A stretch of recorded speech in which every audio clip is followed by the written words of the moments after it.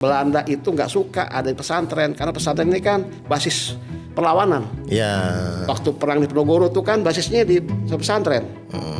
Ya, panglima perangnya di Penogoro itu kan kebanyakan kiai-kiai punya pesantren. Dan pesantren jadi tempat istilahnya markas perang untuk melawan Belanda. Jadi pesantren itu nggak gampang, Bang. Pasca perang di Penogoro itu semua pesantren diawasin, ada undang-undangnya di Belanda itu.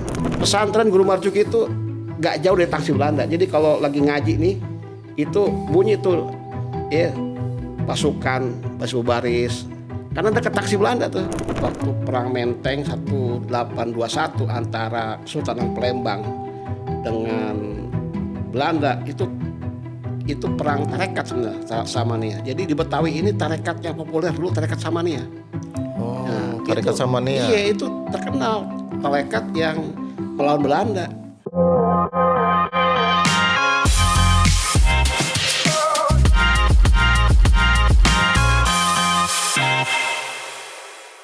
Assalamualaikum warahmatullahi wabarakatuh. Bang Rahmat Jailani Kiki. Hadir, Bang. Waalaikumsalam warahmatullahi wabarakatuh. Sehat alhamdulillah. Kiai. Manggilnya Kiai ya karena apa aja dah. Pengurus Nahdlatul Ulama Provinsi Robito. Jakarta. Ketua Robito. Ma'ahid Islamiyah. Mahat Islamiyah. Ma'ahid dia. Ma'ahid. Jamak dia. Jadi ketua asosiasi pesantren NU. Ketua pesantren Jakarta. NU. Ceritain Kiai ulama-ulama yang dari zaman mungkin sebelum kemerdekaan ya, penjajahan Belanda kan ulama yang membawa Islam gitu ya, yang menyebarkan Islam di Jakarta dan masih ada apa namanya kuburan-kuburannya ya, makam-makamnya lah.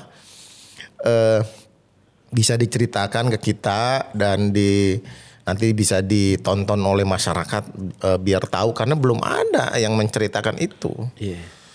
Silakan Pak Kiai. Iya, jadi ini Jakarta kan kita lihat ada suku tuan rumahnya. Nah, ini bukan tanah kosong nih, Bang. Ini tempat di mana sudah bermukim. Kalau sejarahnya bisa mundur jauh tuh, ya.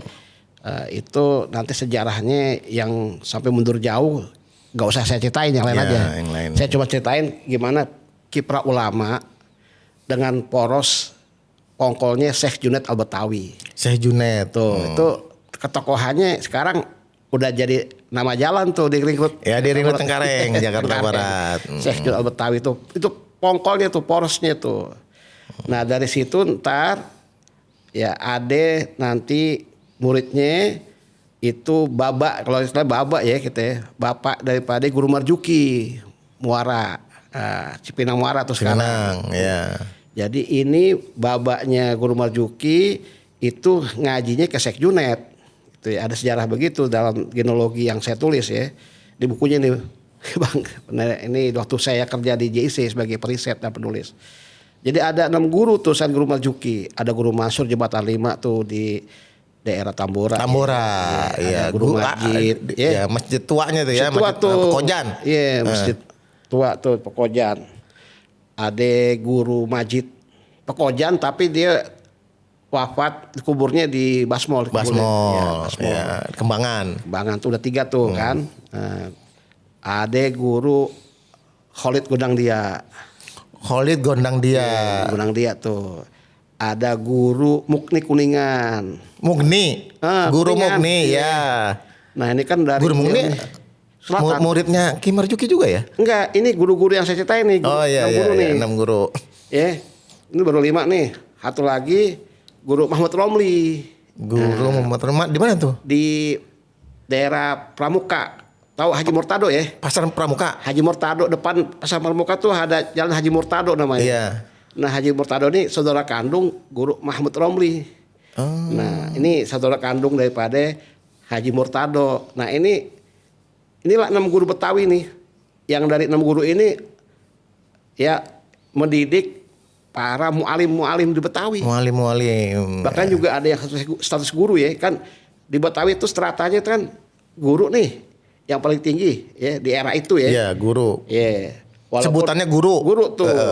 Di bawah guru ada mu'alim. Mu'alim, ya. Baru ada ustadz dah tuh. Baru ke bawahnya Ustadz tuh. ustadz. Itu stratanya tuh. Iya. Walaupun sebelumnya ada dato, itu yang ya ada dato, ada syekh lah ya, Syekh Junaid tuh syekh tuh. Tapi kalau bicara dari 6 guru ini, yang 6 guru tuh inilah istilahnya yang menjadi sanad keilmuan dari banyak mu'alim-mu'alim kita di Betawi itu Bang. Itu tadi saya bilangin tuh.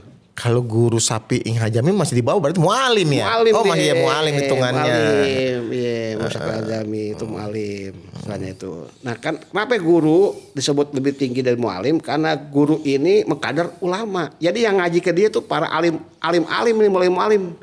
Yang ngaji ke dia nih. Nah kalau mu'alim, nah itu stratanya tuh. Tapi itu kan kita nggak bisa istilahnya saklek-saklekan. Ya artinya ini ada juga ketawaduan juga. Kenapa kita nggak nyebut guru gitu kan?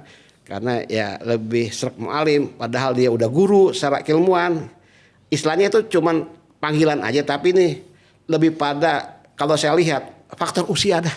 Faktor Waktu usia. duluan lahir. Faktor duluan. Atau zamannya masih zaman penjajahan saat itu ya? Iya. Iya masih zaman belum penjajahan. merdeka Belum kita merdeka ini. ya. Padahal ngajinya masih dilanggar, disuruh, belum ada pesantren juga kali ya? Pesantren yang Betawi ini yang populer waktu itu pesantren Guru Marjuki. Guru Marjuki yang di Cipinang ya. Di Muara tuh ada 200 santri, 150 laki-laki, 50 perempuan. Itu zaman itu top banget. Kenapa? Belanda itu nggak suka ada pesantren karena pesantren ini kan basis perlawanan. Ya. Waktu perang di Penogoro itu kan basisnya di pesantren. Ya, panglima perangnya di Penogoro itu kan kebanyakan kiai-kiai punya pesantren. Dan pesantren jadi tempat istilahnya markas perang untuk lawan Belanda. Jadi pesantren itu nggak gampang Bang. Pasca perang di Penogoro itu semua pesantren diawasin, ada undang-undangnya di Belanda itu. Nah, ini ada pesantren di Betawi, ya bisa dibiarin tuh sama Belanda.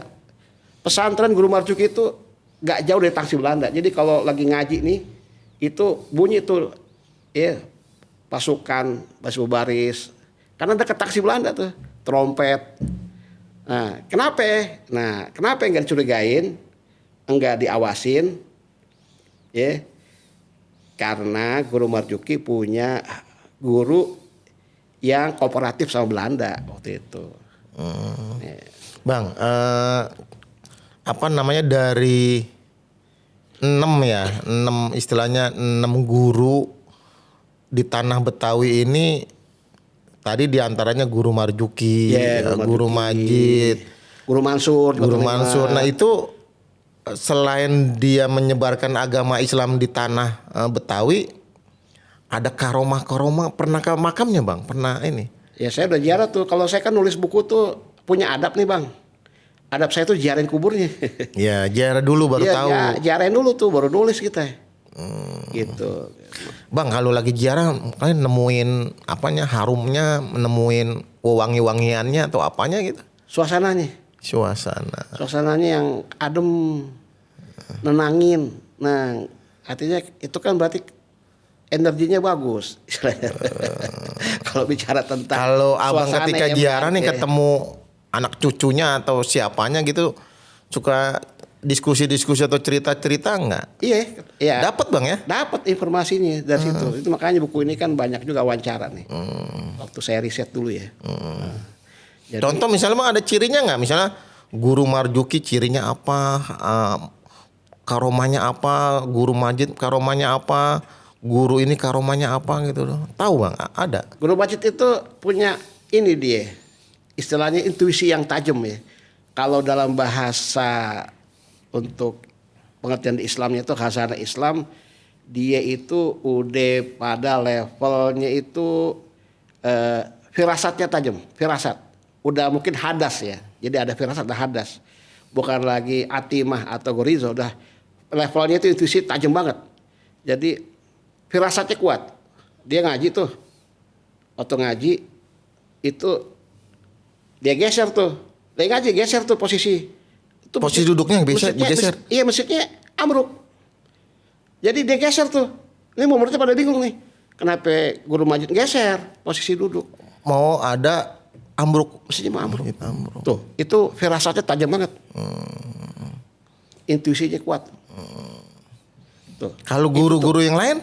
Ya model kayak gitu tuh. Istilahnya kita lihat kemampuannya kalau bicara tentang intuisi ya. Ini kita nggak masuk ke karomah tapi intuisi ya. Firasatnya kuat pada guru-guru kita ini hebat. Ya, saya lihat misalnya di tadi kasus guru Majid Pekojan. Nah, gitu. Yang lainnya kalau guru Mansur ya saya dapat cerita bukan pada posisi karomah tapi pada justru ilmuannya yang luar biasa ya dalam falak, ilmu falak. Ilmu falak. Ilmu falak, ilmu astronomi itu orang Betawi. Nggak pakai alat tuh ya ngelihatnya. Iya, hitung-hitungannya. Waktu itu persisi. Dia ngarang kitab itu sampai sekarang dipakai tuh, masih dipakai di banyak tempat. Ya dijadikan khazanah sih hari ini ya. Karena mungkin banyak yang harus kita lihat ilmu-ilmu falak yang lain yang mungkin dianggap lebih persisi hitungannya. Nah, tapi waktu itu ini yang menjadi rujukan. Kitabnya namanya Sulam An-Narain tuh, ya.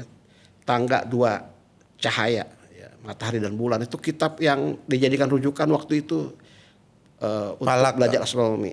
Ilmu falak ya. Jadi kalau bicara karomahnya di itu bidang falak. Di ilmu itu. Kemampuan di situ tuh. Artinya nggak sembarang orang bisa tuh, ya menghitung matematika, astronomi, matematika biasa aja orang udah banyak kadar susah ya. Apalagi ini udah menghitung posisi benda langit. Berarti posisi apalannya ya. Ya, Luar biasa ya. Ngarang kitab. Ngarang bukan kitab. sekedar istilahnya dia ceramah, ngarang kitab. Begitu. Udah nulis Bang soal guru Mansur belum? Udah semua. Nah, sekarang lagi saya tulis biografinya juga. Tapi kan ada ikhtiar dari beberapa orang nerbitin lagi, mereproduksi karya-karya falak Guru Mansur, falakianya. Dan itu bagus banget cetakannya. Nah, itu dari Malaysia tuh juga yang istilahnya mensponsori, artinya yang concern dengan khazanahnya Guru Mansur. Justru kitanya nih negara tetangga concern, kitanya kurang. Gitu, kurang concern di situ. Itu kalau saya bilang karomah itu. Nah, kalau yang Guru Majid di Kembangan Basmol Bang? Itu dia Guru Majid Pekojan. Oh, Pekojan iya. Pekojan emang tinggal di situ. Iya, oh iya, makamnya di Basmol ya. Makam Basmol. Itu karena wasiat beliau tuh kalau misalnya nanti wafat dimakamkan di Basmol. Iya. Makanya Basmol itu terkadang jadi kiblat hilal yang penentuan. Iya. Kapan mulai Ramadan, kapan Syawal gitu. Itu Basmol kadang-kadang penentu itu. Penentu. Tapi kadang-kadang ya sama pemerintah juga suka beda. Iya, Basmol sama Cipinang Muara. Cipinang Muara iya. Kalau Basmol itu Guru Mansur, Cipinang Muara itu Habib Usman pakainya. Oh, pakai Habib Usman. Usman bin Yahya. Guru Marjuk itu kan dia untuk masalah falak ngikutin Guru Usman. Habib Usman bin Yahya. Ya. Usman bin Yahya untuk falaknya. Ya. Kalau guru mana Kuningan? Guru Mukni. Mukni. Iya. Iya apa tuh karomanya? Nah, Guru Mukni kan dia tarekat Samaniyah. Tarekat Samaniyah itu kan tarekat perlawanan ngelawan Belanda dulu tuh. Jadi Guru Mukni ini guru yang dengan pemerintah Belanda itu ya istilahnya nggak terlalu kooperatif gitu. Kenapa? Tarekatnya tarekat Samaniyah gitu. Nah, tarekat Samaniyah itu kita tahu kan waktu perang Menteng 1821 antara Kesultanan Palembang dengan Belanda itu perang tarekat sebenarnya Samaniyah. Jadi di Betawi ini tarekat yang populer dulu tarekat Samaniyah. Oh, Nah, tarekat itu, Samaniyah. Iya, itu terkenal tarekat yang melawan Belanda gitu. Nggak bicara karomah, kalau udah tarekat mah karomahnya ada aja. Cuman saya nggak ngulik-ngulik karomahnya Guru Mukni ya. Nggak saya terlalu concern di situ. Yeah. Tapi kalau orang tarekat tentu ada aja tuh istilahnya sesuatu yang di luar kebiasaan kita. Kebiasaan Ada istilahnya, adahnya ada. Cuman saya nggak ngulik ke sono. Saya lebih lihat bahwa beliau itu adalah orang yang menjadi tokoh tarekat Samaniyah di Betawi juga gitu. Nah, ini tarekat perlawanan Belanda penjajah lah. Gitu. Tadi yang keenam guru yang di Pramuka itu Mahmud Romli. Muhammad Romli. Mahmud Romli. Mahmud Romli. Iya. Nah ini Mahmud Romli ini asli turunannya dari bangsawan Ternate, namanya Tanbih Badung. Dia bukan orang asli dari Betawi lahiran situ. Ya artinya waktu Sultan Agung Mataram nyerang Batavia, ya zamannya Murjangkung. Murjangkung Petersun tuh. Petersun itu ini ada seorang bangsawan tertarik untuk gabung nih dengan pasukannya Sultan Agung Mataram. Ikut gabung nyerang VOC. Cuman waktu istilahnya itu balik lagi tuh pasukan Mataram balik ke Jogja ya, Mataram Islam nih. Ini Tanbih Badung dia nggak balik lagi ke asalnya gitu. Dia tinggal di daerah yang disebut sekarang ini Haji Murtado itu. Haji Murtado yang Jalan Pramuka itu ya. Dari situlah keturunannya ada yang jadi guru Betawi namanya Guru Mahmud Romli. Mahmud Romli. Ini aslinya emang dia bangsawan Ternate nih. Ya pernah juga tinggal di Kalimantan, tapi kemudian gabung dengan pasukan Sultan Agung Mataram ini gitu, untuk nyerang Murjangkung nih VOC. Kalau yang terakhir mualim Bang, udah banyak ya kalau mualim kita ya. Abang ada referensi Bang? Artinya gini, kita lihat dari garis keturunan para guru kita ini, kebanyakan emang mereka ini darah pejuang ya. Pejuang. Iya, kalau saya karena memang posisinya dalam kondisi dijajah ya saat itu ya keadaannya ya. Iya kan, ini istilahnya dari sejarah kita kan tahu nih bahwa di Batavia ini kan pernah ada namanya keratonnya Pangeran Jayakarta kan ya. Oh iya, yang Jakarta nih kan. Pangeran Jayakarta. Iya. Angke nih. Iya. Nah, itu kan pertama kali datang itu kan dari VOC itu namanya Cornelis de Houtman. Nih, datang ke Batavia di sini. Ini istilah dari Belanda sini VOC ketika melihat di Jakarta ya. Dia melihat sosok Pangkat Bogos Angke tua itu disebut dengan Koning van Jakarta. Koning itu artinya raja bahasa Belandanya. Raja dari Jakarta. Jadi julukan raja dari Jakarta itu Jakarta itu dari Jakarta. Iya, kan ada makamnya tuh yang di Jatinegara Kaum. Iya. Nah, ini kan yang julukin raja dari Jakarta itu Cornelis de Houtman waktu datang ke Jakarta ini tahun 1596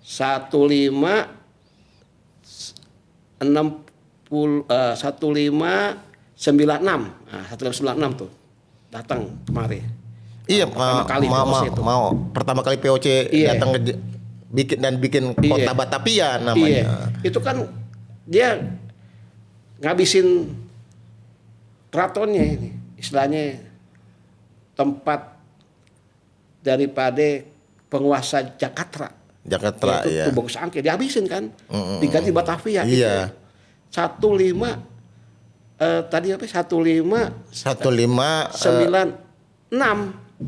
Yang bukan ulang tahun Jakarta kan bukan ya? Kan yang itu beda lagi tuh yang Fatahillah Portugis. Ini yang menjadi Batavia. Jadi Batavia penamaan kota Batavia. Batavia itu ya diubah nama dari Jakarta oleh Cornelis de Houtman 15 berapa tadi 29 96. Oh 96. Iya, karena 1599 Cornelis de Houtman tuh ke Aceh, mau jajah Aceh, dia terbunuh tuh. Dibunuh sama Laksamana Malayati kan. Oh Malayati. 11 September 1599 dibunuh di gerak kapal oleh seorang perempuan. Jadi 3 tahun sebelumnya dia habisin keratonnya Pangeran Jakarta. Ya Bogos Angke. Bogos Angke. Diganti Batavia. Nah, kalau Bagus Angke berarti masih Banten Bang ya? Masih Banten kan? 1596 tadi tuh. Karena 3 tahun kemudian terbunuh nih di Aceh sono dia. Tapi dia udah ngabisin dulu di Batavia. Jakarta jadi Batavia, diubah tuh. Nah, memang penyebaran Islam dari para guru-guru, para mualim-mualim itu Bang ya di Jakarta ya. Kalau Islamnya maksudnya. Ya artinya kita lihat ini emang Jakarta ini saya kenapa saya cerita tentang perubahan nama itu, saya cuma ingin mengatakan bahwa ini kota penuh dengan perjuangan. Ini tempat bergejolak banget ini. Sejak berubah dari Jakarta ke Batavia aja, itu dengan konflik gitu. Kalau versi Babe saat Fatahila juga nyerbu ada data dia pegang juga kan ribuan katanya orang Betawi harus meninggal, rumahnya kebakar kan gitu. Ya. Jadi ini kota penuh konflik. Kota di mana orang harus betul-betul istilahnya itu ngorbanin nyawanya untuk bertahan hidup di sini gitu. Dari sejak Fatahila melawan Portugis sampai Cornes de Houtman 1596 datang ke Jakarta mengganti Batavia, itu penuh dengan darah, penuh dengan konflik gitu. Terus begitu terus 1628 Sultan Agung nyerang Batavia, VOC kan di sini kan, itu kan juga perang. 1629 nyerang lagi, perang lagi. Ada lagi geger pecinaan 1740 sampai 1743, 3 tahun tuh. Itu geger pecinaan tuh puluhan ribu orang Chinese ya, dia harus ngungsi ke Masjid Al Anwar, ganti nama, identitas, orang Betawi ngelindungin. Itu darah-darah semua itu. Ini kota penuh perjuangan. Jadi ya kalau bicara tentang orang Betah di Betawi itu darah pejuang semua. Saya begitu aja. Dan Islam Bang ya? Islam. Ini kota yang didirikan oleh para mujahidin ya istilahnya gitu ya. Syahidin, orang syahid. Leluhurnya para guru-guru kita tuh leluhurnya para pejuang. Guru Mansur itu kan keturunan Pangeran Cakrajaya. Tumenggung Cakrajaya. Tumenggung Cakrajaya ini kan panglima perangnya dari Sultan Agung yang nggak balik lagi ke Mataram ketika menyerang VOC. Buat perkampungan nginep tinggal di Sawalio, Jembatan 5. Jembatan 5. Dia tinggal situ tuh. Nah dari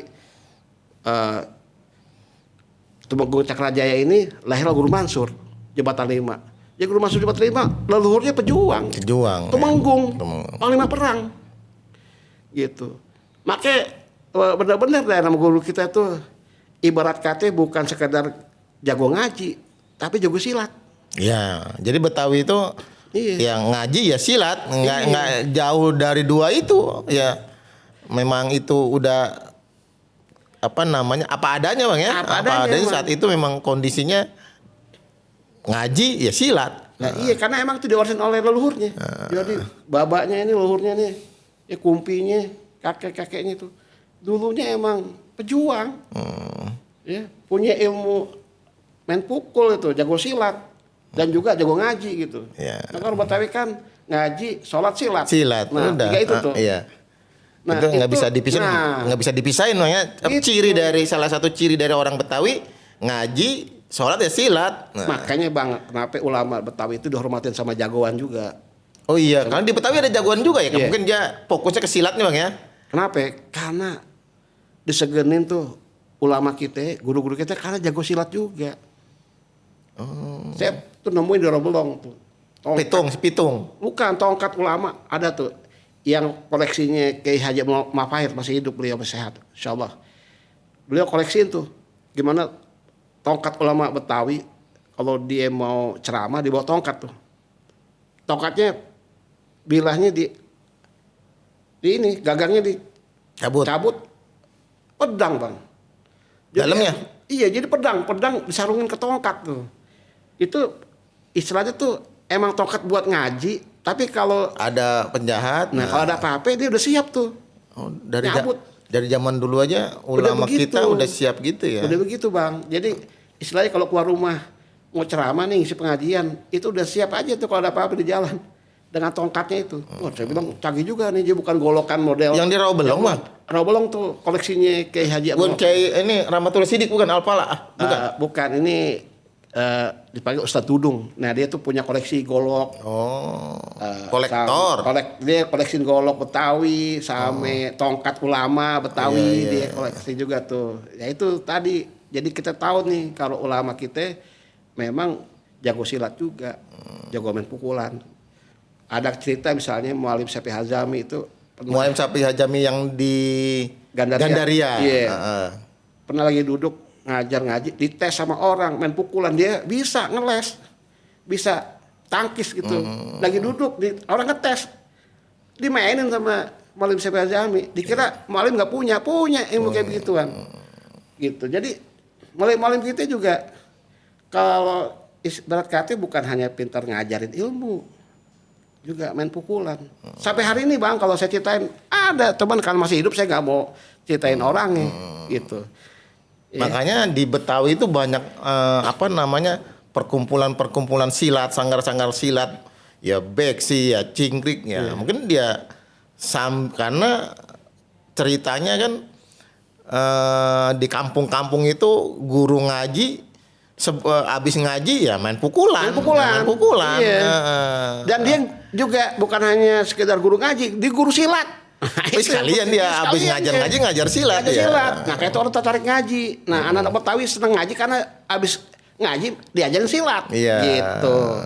Itu ada kisahnya Bang. Ada juga sampai hari masih hidup tuh. Ulama ya, sampai sekarang masih berjalan tuh ya. Masih berjalan. Di mana tuh Bang? Saya nggak sebut namanya. Nggak, maksudnya tempat-tempat yang ada pengajian, malamnya silat. Oh, dulu di Paseban. Paseban masih ada. Gitu. Di sini juga masih ada juga nih di Roblong ya. Iya, masih ada kayak gitu Bang. Emang nggak bisa lepas ngaji, sholat silat udah. Itu istilahnya lakunya orang Betawi itu. Gitu. Kalau nggak ngaji, nggak sholat, nggak silat, udah bukan orang Betawi itu namanya. Gitu, anak Betawi itu begitu tuh. Ulama-ulama sekarang ngaji doang silat. Iya. Nggak bisa ya. Harus include sama ini ngaji sama silatnya gitu. Nah Bang, kita kembali lagi ke cerita ini Bang.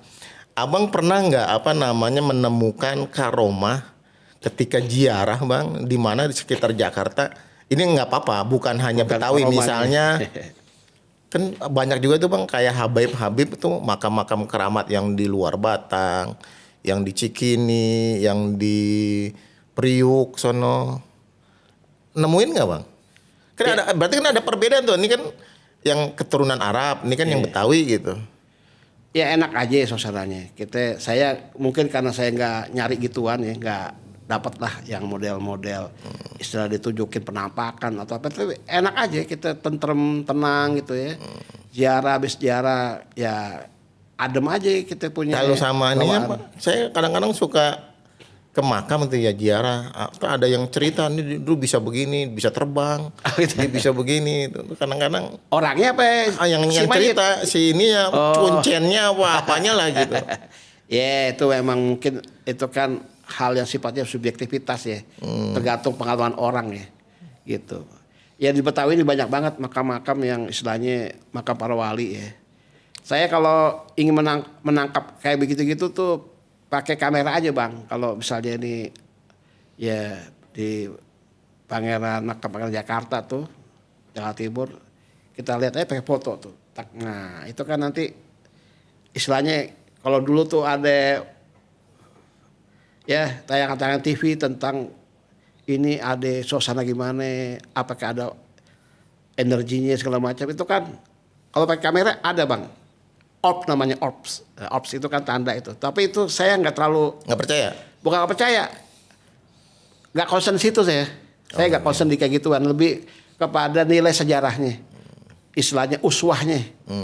Peninggalannya, keteladanannya aja saya. Karya tulis dan karya sosialnya, gitu aja saya kepada ya setelahnya kita ziarahin tuh. Jadi pada itunya aja. Sedangkan cita-cita karomah dari juru kunci segala macam saya cuma dengerin aja. Nah, cuman saya lebih banyak dampaknya, kan kita lihat dampaknya nih kepada masyarakat setempat apa nih kehadiran para mualim kita nih, guru-guru kita. Makamnya situ apa dampaknya? Nah, gitu kan. Nah, Bang, itu yang penting. Ini saya di benak saya mau diskusi soal itu Bang. Guru Marzuki itu kan keberadaannya sebelum Indonesia merdeka. Ya. Dia udah mengajarkan ngaji, mengajarkan silat dan murid-muridnya banyak ya. Sampai sekarang Bang, itu ada yang bilang tuh karomahnya ya. Fotonya nggak ada Bang. Emang ada fotonya? Nah, Tapi saat dia mengajar, saat dia berdiri, saat dia habis apa itu namanya foto, itu yang orang melakukan foto banyak. Tapi ketika dicetak itu gambarnya Guru Marzuki hilang. Hilang. Iya, jadi kalau saya bilangnya belum aja deh, belum ada fotonya Guru Marzuki. Khawatir Belanda punya tuh disimpan di Leiden kali ya. Karena kan kalau model tokoh-tokoh seperti Guru Marzuki, guru-guru kita tuh pasti Belanda kan punya perhatian untuk kemudian pendataan kan gitu kan. Enggak Bang, jadi ada foto nih ceritanya. Berjejer, anak murid-muridnya berjejer foto. Guru Marzuki Oh di situ gitu di ceritanya. situ duduk di bangku. Pas dipoto di bangku itu nggak ada orang Bang. Oh, buram itu ya. Burem, kosong aja. Itu karomanya itu ya. Itu yang ngomong anaknya Bang. Anaknya Guru Marzuki. Bukan Marzuki, cucunya ya. Cucunya. Dari, dia tahu dari bapaknya. Iya, jadi satu iya itu, kedua kemungkinan ada cuma tersimpan di Leiden kita nggak tahu. Jadi dah atau mungkin emang buram. Saya pegang buram aja misalnya. Itu emang Guru Marzuki itu istilahnya seorang pengajar ya. Karena beliau punya pondok pesantren. Ya, itu tentu kan ngajarin murid juga nih. 150 laki-laki, santri laki-laki, 50 santri perempuan. Nah, ini Guru Marzuki kalau ngajar santri perempuan itu pakai tabir, ada hijab kayak kain tuh ya. Sehingga sampai lulus itu guru ngajarin, Guru Marzuki ngajar. Murid perempuannya kagak kenal wajah Guru Marzuki, kagak kenal. Karena nggak kelihatan. Nggak mau kelihatan dan dilihat oleh lawan jenis. Ya benar. Bayangin, itu anak nyantri tuh perempuan, santriwati, ya. Dia ngaji sama Guru Marzuki, cuman tahu suaranya aja. Enggak lihat wajah gurunya sampai lulus. Sampai selesai. Sampai selesai. Ada santriwati yang udah ngeliat Guru Marzuki karena emang suka nemenin Guru Marzuki untuk berburu bajing. Jadi Guru Marzuki itu seneng. Ini Guru Marzuki terkenal dengan suka naik kuda dia. Naik kuda sambil bersenapan untuk berburu bajing. Yang suka jadi hama kebun kelapa dia, apa gitu kan kebun dia. Jadi ada santriwati yang ikutin sama santri laki-laki ya. Artinya masih kecil lah ya. Untuk bawa makanan, dampingin gitu. Itu yang bisa ngelihat wajah Guru Marzuki. Cuma satu itu aja, santriwati itu. Tapi yang lainnya kagak ada yang kenal wajahnya. Saking ngejaga betul tuh. Bang, Guru Marzuki Sangat ini menjaga betul pandangannya. dia kan teman ngajinya Syekh Hasyim Asy'ari di Mekah. Iya betul. Nah, ketika dia disuruh mendirikan NU di Jakarta. Abang denger cerita itu Bang? Iya, itu saya dari guru saya. Iya. Saya punya guru kan Abuya KJ Seven Amsir ya. Ini gelar Abuya juga nih. Gelar Abuya ini baru-baru nih. Istilahnya di tahun 80-an deh. Baru keluar lah Abuya ya. Abuya. Ada gelar Abuya tuh. Oh, iya. Tapi kalau Abuya dari guru saya ini dari orang Sumatera Barat yang ngasih. Itu penghormatan ya. Ya. Iya dari Abuya Amsir dapat cerita tuh bahwa ini kan Guru Marzuki sama Hadratus Syekh Asy'ari ini kan kawan belajar di Mekah. Di Mekah. Satu guru. Ya ada guru-gurunya yang sama dah. Jadi istilahnya akrab.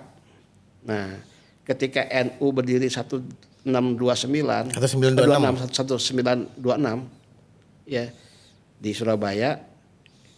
Ini perlu ada NU di Jakarta. Di Batavia waktu itu. Karena ini kan bagaimanapun pusatnya pemerintah Hindia Belanda, perlu ada yang ngurusin NU di sini di Batavia. Nah, ini kan udah ada badan hukumnya nih, HBNU waktu itu pengurus besarnya HBNU. Udah ada akte dari pemerintah Hindia Belanda lah terhadap ormas NU ini. Nah, udah ada strukturnya, buatlah cabang-cabang ya wilayah-wilayah NU. Nah, itu kan pakai proses musyawarah. Ada usulan dari daerah juga kan. Iya. Ini ketuanya ini, ketua ini. Nah, untuk Batavia waktu itu oleh Hadratus Syekh KJ Asy'ari langsung berubah penunjukan, namanya konsul. Makanya kodenya C. Waktu muktamar tuh pakainya C kodenya. Konsul. Jadi nggak lagi pakai ajuan dari daerah, dari Jakarta, Batavia. Batavia nggak ngajuin, tapi langsung penunjukan. Dari Guru Marzuki pertama. Jadi tunjuk adalah Guru Marzuki Muara. Nah, karena temen nih, jadi langsung penunjukan konsul jabatannya, konsul NU Batavia. Tapi Guru Marzuki bilang, saya mau nih, ya, dengan syarat, kata Guru Marzuki, saya ingin tahu dulu nih, perempuan di Tebu Ireng gimana nutup auratnya. Iya, santrinya. Guru Marzuki nih. Jadi belum santri sih sebenarnya perempuan di Tebu Ireng. Karena pesantren putri kan baru muncul kemudian.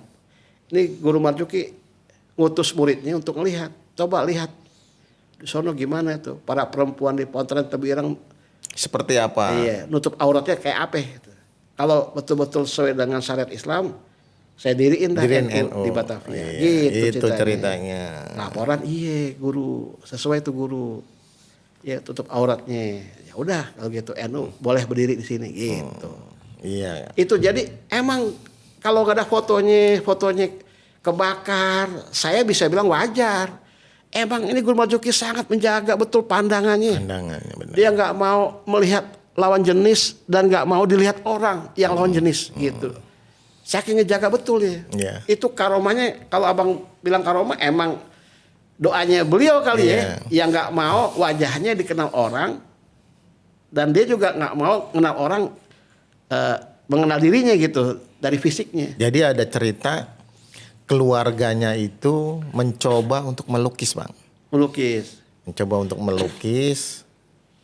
Pas udah selesai dilukis ternyata nggak mirip. Ada keluarganya pada bilang ini nggak mirip. Ya udah lukisannya itu dibuang. Jadi ada foto yang beredar itu bukan foto Guru Marzuki, ternyata itu adalah salah satu anaknya. Guru Bakir yang banyak beredar mah. Orang taunya itu Guru Marzuki padahal bukan. Iya, Guru Bakir benar. Nah, diskusi kita udah panjang lebar soal Guru Marzuki yang memang dia paku buminya Betawi, Bang ya. Gurunya ulama Betawi. Ya, gurunya ulama Betawi itu. Kenapa? Karena punya pondok pesantren. Ya. Di antaranya itu. Ini kan di Betawi itu pondok pesantren di era itu bukan lembaga pendidikan Islam yang populer. Ya, yang populer itu Majelis Taklim sama madrasah. Iya. Gitu, madrasah Majelis Taklim. Ya, Majelis Taklim di masjid tuh. Itu yang populer. Pesantren ya orang tahunya itu dia Guru Marzuki. Ya. Tuh di situ alumninya Kiai Haji Nur Ali. Nur Ali Bekasi. Yang jadi pahlawan nasional tuh ya. Kiai Haji Abdullah Syafi'i, Kiai Tahir Wahili. Banyak tuh. Jadi mualim anak muridnya ya semua ya. Guru Kiai besar. Al-Watoniyah tuh ya. Dia. Jadi inilah istilahnya itu Guru Marzuki ya. Nah, tapi itu tadi karomahnya beliau teman. Saya akuin tuh kalau untuk itu. Teman-teman penjaga ASA ya. ASA tuh singkatan? ASA Harapan. Jadi semoga bermanfaat. Bang Kiai mungkin ada yang mau disampaikan terhadap masyarakat Betawi yang khususnya Islami, hal-hal misalnya tentang perkembangan Islam dari guru-guru. Seperti apa mungkin ada yang mau disampaikan closing ya. Iya. Jadi istilahnya itu yang namanya pemimpin yang tidak resmi, yang tidak formal di Betawi itu adalah ulama. Emang gak ada rajanya nih. Kalau bicara Betawi ada rajanya gak? Dulu ada keraton Jakarta tuh, Cakatra. Tapi itu istilahnya belum menjadi bagian daripada budaya Betawi itu, warisan sebagai sesuatu yang diterusin kan. Akhirnya emang gak ada raja tuh. Ya karena kan gak lama umurnya. Masih juga. Hindu juga ya, Hindu Buddha ya. Artinya kalau bicara raja, siapa raja Betawi nih? Iya kita lihat kalau gak ada raja berarti ada tokohnya yang bisa dijadi panutan. Ya kalau tokohnya yang tidak formal gak resmi ya ulama. Kenapa? Ulama itu kan dia nemenin siklus hidupnya orang Betawi sejak masih belum nikah nih. Ya lamaran, ulamanya diajak untuk lamaran, nikahnya ulama. 7 bulan ulama ada. Maulidan, pindah rumah ulama ada. Ya, akikahan, lahiran nih, ulama ada situ doain. Apalagi tuh mau pergi haji ulama diundang. Umroh ulama pindah rumah apa aja itu. Ya, kematian. Jadi siklus hidup mendampingin. Itulah kenapa ulama istilahnya menjadi pemimpin karena mendampingi siklus hidup orang Betawi. Gitu. Maka itu istilahnya ulama ini harus dijaga betul keberadaannya, jangan sampai nggak ada ulama di wilayah orang-orang Betawi ini. Ya, di Jakarta nih wilayahnya kan istilahnya luas nih. Orang Betawi kan punya kampung-kampung nih yang masih bertahan, masih ada. Itu ulamanya harus dijaga dan harus betul-betul dijadikan panutan dan harus ada kaderisasi ulama Betawi gitu. Itu yang saya lihat yang perlu diperhatiin gitu. Jangan jauh-jauh dah. Jangan nyari ulama lain bagi orang Betawi karena udah ada yang memang dari dulunya ngejagain siklus hidup orang Betawi. Dan selalu ada kadernya, nggak pernah saya lihat terputus. Ya, jadi sanatnya ada lah ya. Sanatnya masih. Jadi bicara itu Bang, penting sanatnya. Jadi kalau ada orang Betawi ngaji, sanatnya harus sanat yang kesambung sampai pongkolnya sekjunet. Kalau nggak ada pongkol sekjunet, udah deh geser yang lain. Mana ya? Jadi saya ada nih riset tentang Majelis Taklim Kitab Kuning Jakarta Bang. Ini sampai Pulau Seribu nih. Ini riset ingin tahu nih di wilayah Jakarta Barat berapa majelis taklimnya. Karena apa? Majelis taklim apa? Kitab Kuning. Karena disitulah transmisi keilmuan untuk menjadi panutannya orang-orang Betawi di wilayah itu. Misalnya, ini majelis taklim Kitab Kuning. Nama Islamnya apa? Siapa sanatnya? Ada Bang, ditelusuri. Ini ujung-ujungnya ke 6 guru kita ini. Di antaranya. Nah, itu yang ngejaga. Jadi itu aja Bang. Kalau saya sih pesan begitu tuh. Jangan lepas diri daripada ulama. Gitu. Sebagai pemimpin non formal. Kalau formal kan ada bamus, ada abang. Itu urusan BPJS tuh. Urusan KJP ke abang. Apa katanya? Tapi kalau urusan tahlilan maulidan ke ulama Betawi gitu. Ya, penonton Jagasa udah dijelaskan sama kiai kita, Kiai Rahmat Jalan Kiki, semoga bermanfaat dan saya tutup. Assalamualaikum warahmatullahi wabarakatuh.